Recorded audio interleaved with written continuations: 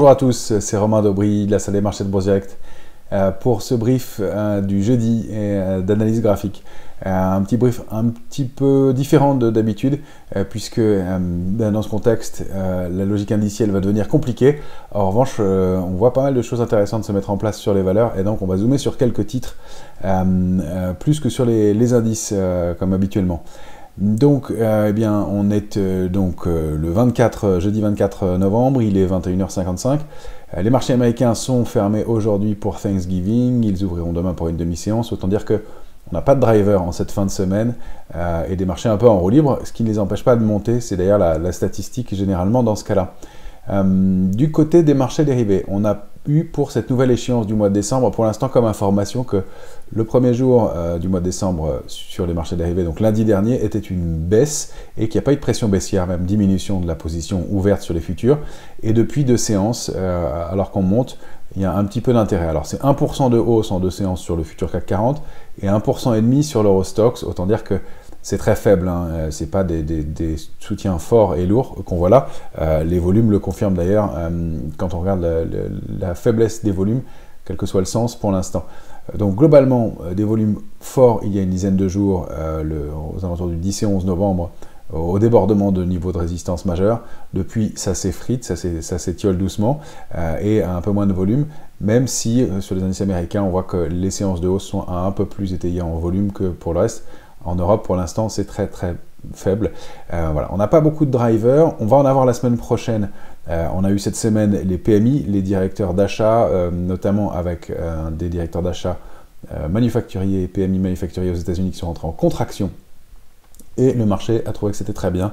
Évidemment, c'est la logique de bad news is good news qui revient. On l'a vu depuis le 13 octobre dernier, cette séance de contre-pied historique. Eh bien, c'est un peu le même principe qui s'est produit là. Le fait d'entrer en zone de contraction sur l'indice des directeurs d'achat eh bien, laisse à penser aux opérateurs que les banquiers centraux vont alléger, rendre plus souple et en tout cas diminuer l'accélération de la hausse des taux, et ce qui a une incidence immédiate. Alors on l'a vu tout de suite, les taux ont baissé au moment de l'annonce et ça a permis notamment aux valeurs technologiques et au Nasdaq de progresser un peu plus. En fait, il rattrape beaucoup son retard, il reste très sous-performant pour l'instant, mais en tout cas la logique est là. On va voir combien de temps elle pourrait durer. C'est pas sûr que ce phénomène de mauvaises nouvelles et de la longévité, le fait est que bien à un moment vont peut-être arriver des conséquences un peu plus lourdes, notamment du côté d'une récession qui semble pointer son nez. Alors pour l'instant, les curseurs sont toujours au vert, il n'y a pas ce signaux d'affaiblissement dans la tendance.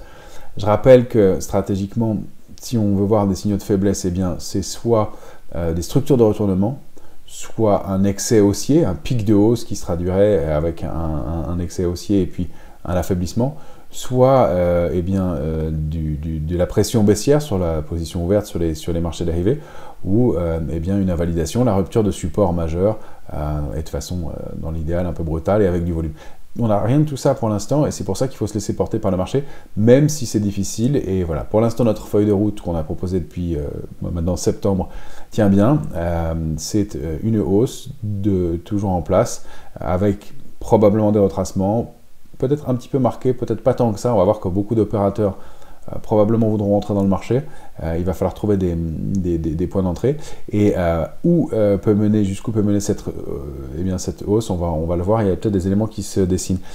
Côté macroéconomique, des drivers qui vont arriver la semaine prochaine, puisqu'on va avoir les derniers chiffres de l'inflation, l'indice Core PCE, qui est le chiffre le plus regardé par la Fed et qui sera publié jeudi prochain.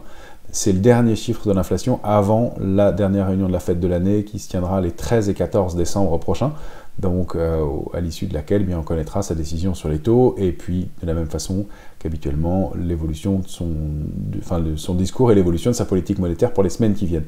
Donc très important dans les jours qui viennent. La semaine prochaine aussi les chiffres mensuels de l'emploi aux États-Unis qui seront à surveiller. Donc probablement ça va animer les marchés qui restent quand même toujours assez forts et qui sont en passe d'entrer pour les marchés européens dans leur 8e semaine de hausse si on préserve ces niveaux-là demain.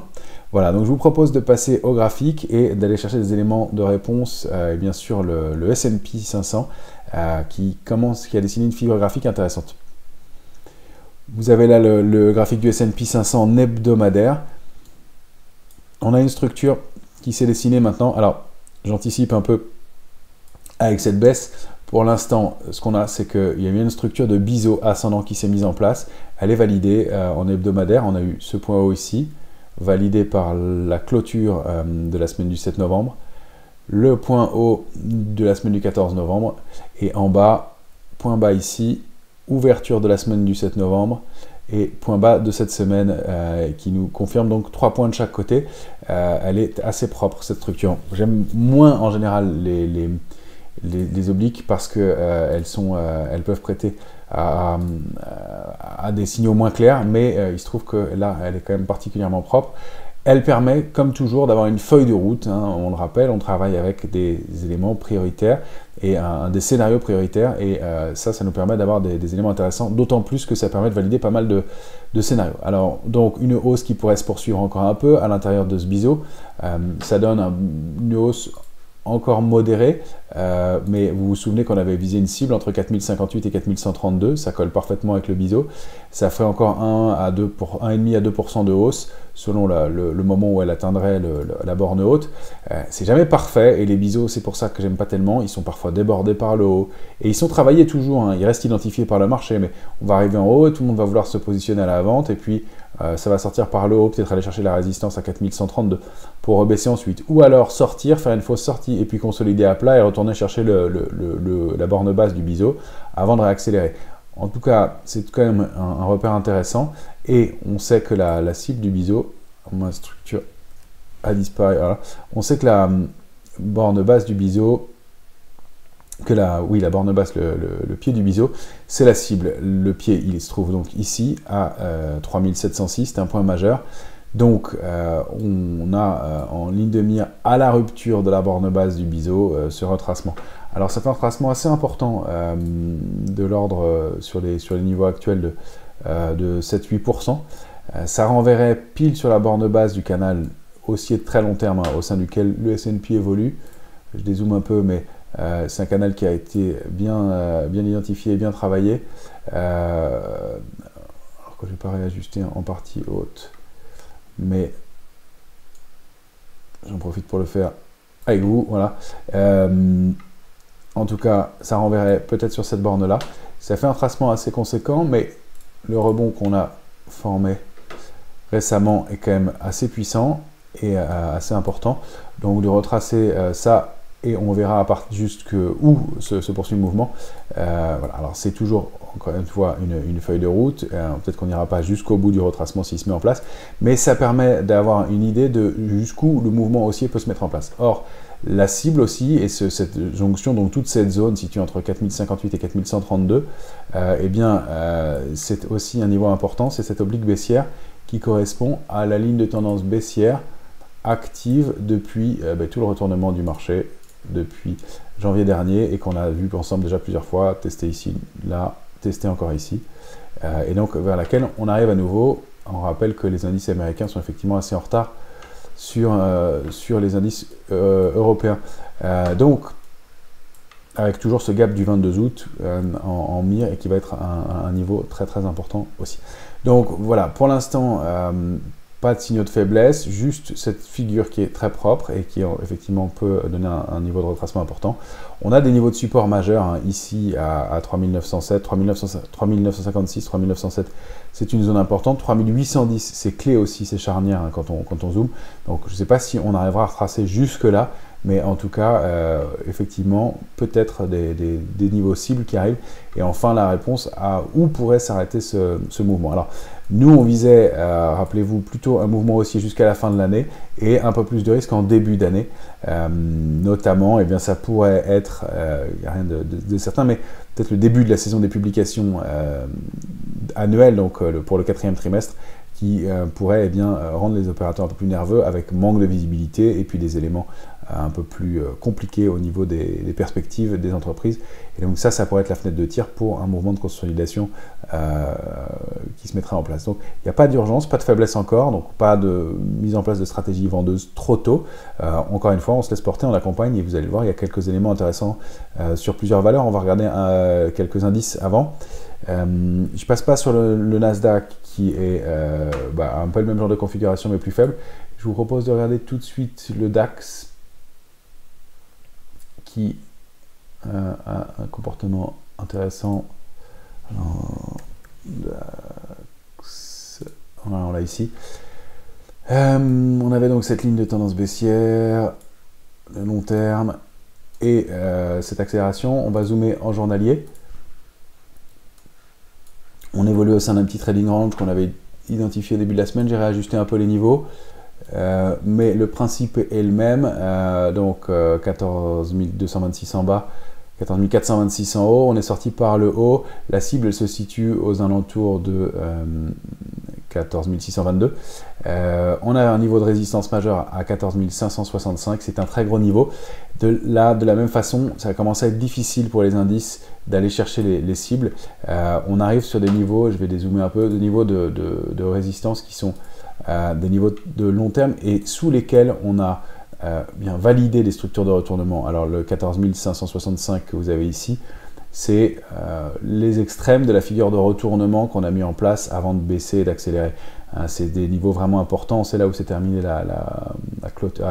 clôturer la bougie d'accélération baissière la plus forte en février 2022 et sous laquelle on a buté plusieurs fois. Donc vous voyez, il va falloir des gros drivers pour dépasser ce niveau, en tout cas de façon durable. De la même façon, 14 810 est un niveau majeur. Donc cette zone là, 14 565, 14 810, il va falloir de gros drivers pour la dépasser. Je suis pas sûr qu'on ait les moyens de le faire dans l'immédiat, mais qu'on aille sur fond d'inertie aller chercher ces cibles-là, pourquoi pas. Donc cette zone cible très importante avec la cible idéale de la sortie du trading range actuel, du trading range précédent qu'on a débordé donc depuis maintenant 24 heures pour aller chercher l'extension. Tout ça c'est fait sur fond d'absence de pression baissière. Il faut bien le voir comme ça, c'est pas un marché très fort, enfin c'est un marché fort qu'on a là globalement, mais c'est pas une dernière impulsion très forte qu'on a ici, mais une inertie. C'est-à-dire qu'il n'y a plus de vendeurs dans le marché, en tout cas pas de stratégie baissière, beaucoup moins. Il y a des rachats sur les stratégies vendeuses qu'on avait vues, on l'a expliqué plusieurs fois, sur Atos, Forestia, où la position ouverte déclarée, nette vendeuse était déclarée, elle a diminué. C'est le cas sur pas mal de valeurs, et il y a moins de positions vendeuses, hein, globalement sur 103 ou 104 valeurs à Paris, dont le seuil des 5% du capital était 0,5% du capital était déclaré à la baisse, donc vendeur à découvert, et bien il y en a plus de 90. Et ça va peut-être diminuer encore un peu. Donc il y a moins de pression baissière aussi dans les stratégies. Et les vendeurs sont plus prudents dans ce contexte-là, pour l'instant en tout cas. On verra comment ça va se passer. On va regarder bien sûr maintenant le futur CAC 40. Graphique en 14 heures. Sur l'échéance de décembre. Il est là, toujours au sein de son canal haussier de moyen terme, bien identifié. Pas de signaux d'invalidation. De la même façon, on avait un trading range 6549. Il y a beaucoup de points, hein. Je les laisse pour le day trading. C'est peut-être moins lisible, mais ça permet, c'est assez pratique. Donc, on avait donc ce trading range.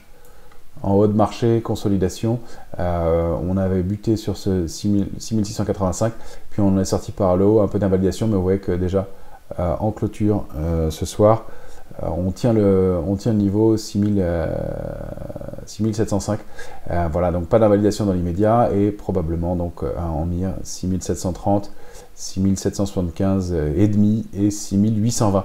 La cible idéale du mouvement, le gros niveau de résistance c'est 6870. Voilà, donc ça correspond un petit peu aux cibles qu'on indiquait sur le S&P de progression encore, 1 à 2% de progression Au mieux, j'en sais rien, ça peut continuer, mais en tout cas, ça donne des indications de ce que pourrait faire encore le marché sur une inertie, sur le mouvement et la lancée de ce moment-là, niveau clé, ce débordement de la zone autour de 6454. En revanche, évidemment, si on rompait en intraday, j'ai remonté l'alerte intraday, à 6685, 6662. Si on rompait ce niveau-là en intraday, on retourne probablement sur le bas du range et du canal, surtout 6608. Et c'est la rupture de 6608 qui déclencherait la consolidation plus marquée. Et là, on reviendrait donc dans la zone de consolidation idéale, autour de 6454 niveau clé. Et puis l'oblique baissière de moyen de long terme, celle qui a été active tout au long de l'année.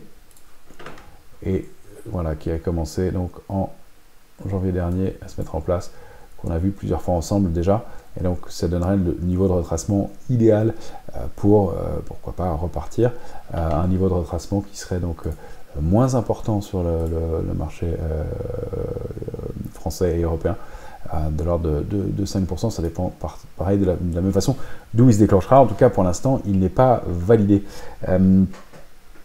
Voilà pour les indices. Je voulais vous montrer quand même l'euro-dollar, qui oscille toujours entre 1,0219 parfaitement et 1,0482. C'est en fonction de la sortie de ce trading range là qu'on va en savoir plus. Pour l'instant, c'est haussier et il y a des chances que ça se prolonge. Si on le regarde en journalier, la cible de la structure de retournement un peu tordue, mais qui a l'air d'avoir bien fonctionné quand même, c'est aux alentours de 1,0720. Un niveau clé et puis une oblique de baissière de très très long terme de plusieurs années. Donc pour l'instant, et on reste dans une neutralisation après une accélération haussière, c'est le débordement de 1,0482 qui nous en dira plus. Du côté du Brent, c'est invalidé cette sortie qu'on avait testé.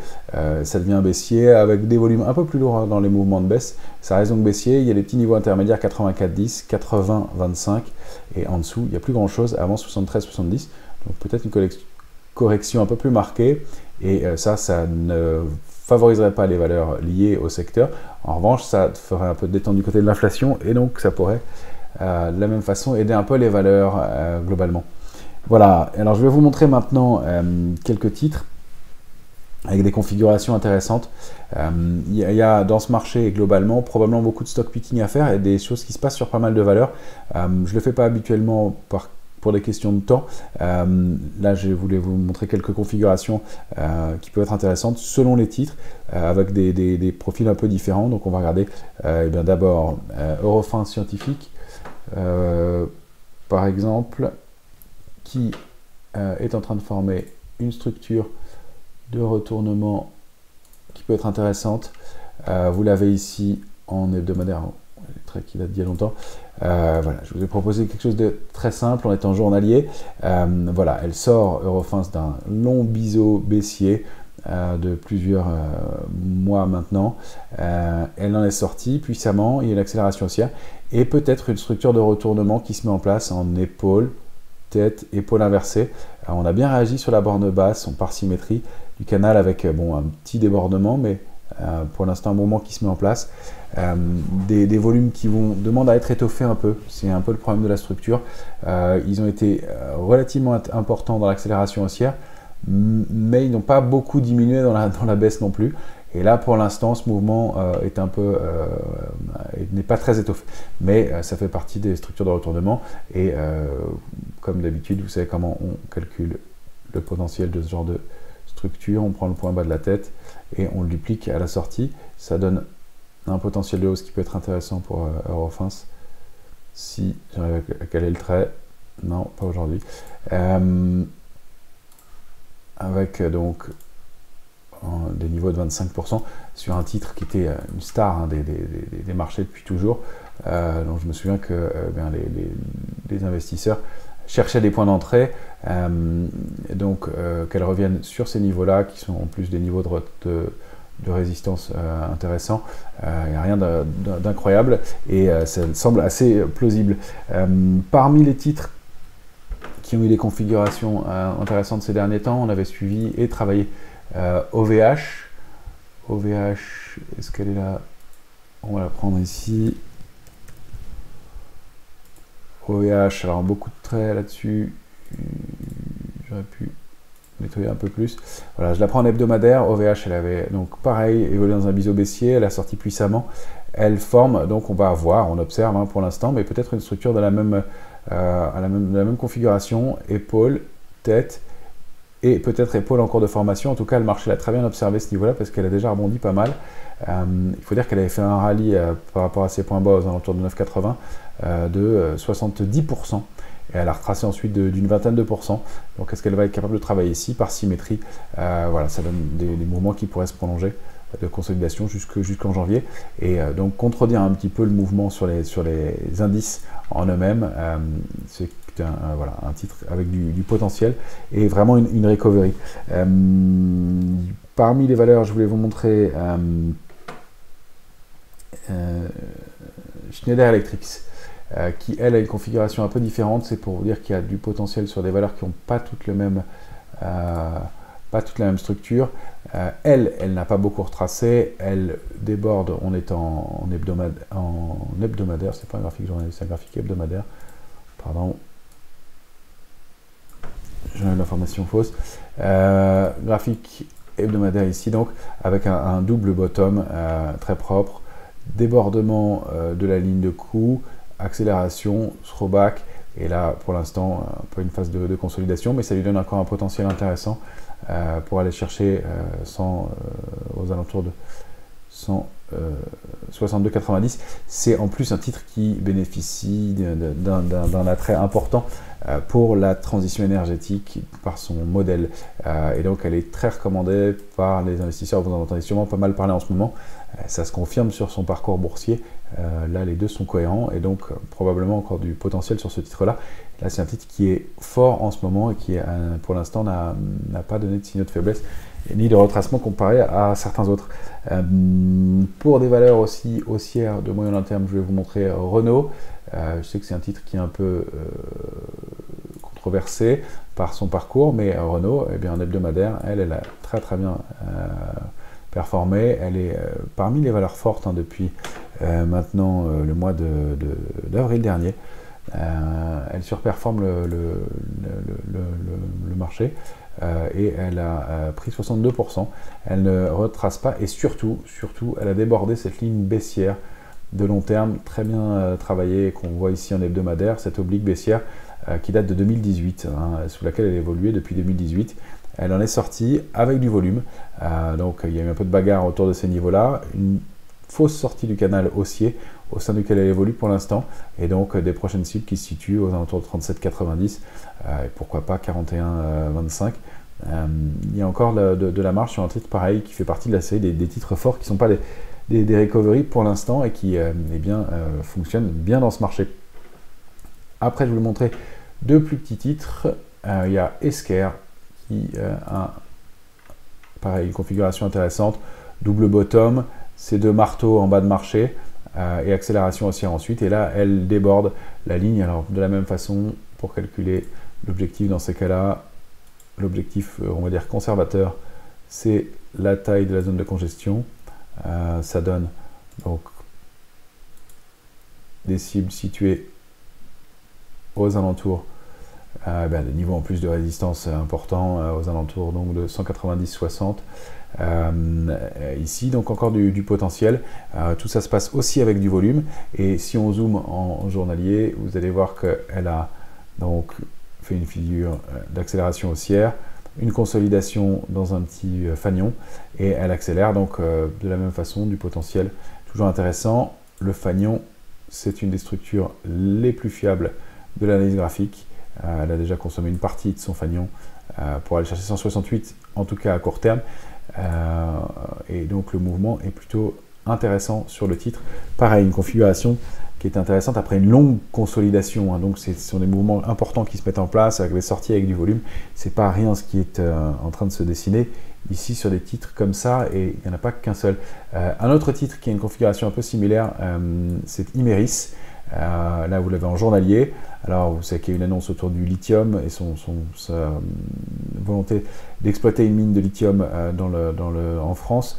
Et donc, eh bien, elle a débordé cette ligne de tendance baissière de long terme, forte accélération, pas mal de gaps, comblé en partie, et puis cette consolidation dans un biseau. Alors là, c'est peut-être moins fort, elle a déjà pas mal progressé, mais cette sortie de biseau peut être intéressante pour aller chercher cette cible-là. C'est toujours le même principe, le pied du biseau, donc entre 41,30 et pourquoi pas 41,92. Donc 7 à 8% de potentiel encore sur ce titre. Voilà, il y en a pas mal d'autres, mais ça fait partie des valeurs que je voulais vous montrer, des configurations un peu différentes pour certains titres, mais avec pas mal de choses à faire dans un marché qui bien offre du potentiel. En stock picking maintenant, je pense individuellement, avec peut-être des niveaux et des consolidations à surveiller. On l'a vu donc sur le S&P, des niveaux cibles proches, des niveaux de retracement qu'il faudra surveiller ensuite. Pour l'instant, pas de signaux de faiblesse et on regarde régulièrement comment tout ça évolue. Voilà, j'espère que ça vous a été utile et n'hésitez pas à nous suivre pour Info d'Expert si vous voulez plus d'informations sur le service Info d'Expert et donc les recommandations qu'on propose et suivi de portefeuille. Eh bien, vous pouvez vous abonner sur le site de Bourse Direct ou sur le lien qui est en descriptif de cette vidéo. Et puis toujours, n'hésitez pas à liker, retweeter et partager si ça a été intéressant pour vous. Voilà, je vous souhaite un très bon week-end et on se retrouve après donc la séance de demain qui sera probablement calme et on ne sait jamais sur les marchés, mais pour lundi prochain pour le point hebdomadaire et voir comment on va entamer cette semaine et détecter les intérêts. Très bonne fin de semaine à tous.